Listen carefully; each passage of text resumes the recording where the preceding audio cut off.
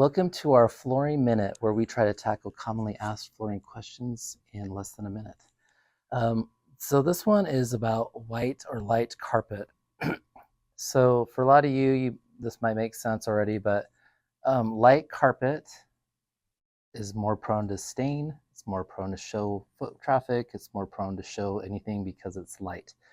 So white carpet is really beautiful. It looks great. We love it. You just have to know that you're probably going to need to take your shoes off. You're going to need to have socks on when you walk around. You're probably going to have to clean it more often, and you will see dark things that fall on it. So like if you have a dark chocolate lab dog, you're going to see its fur on the white carpet. So it's just something to be aware of.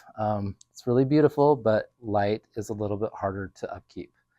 So hopefully that makes sense, and we appreciate you watching, and we will talk to you soon.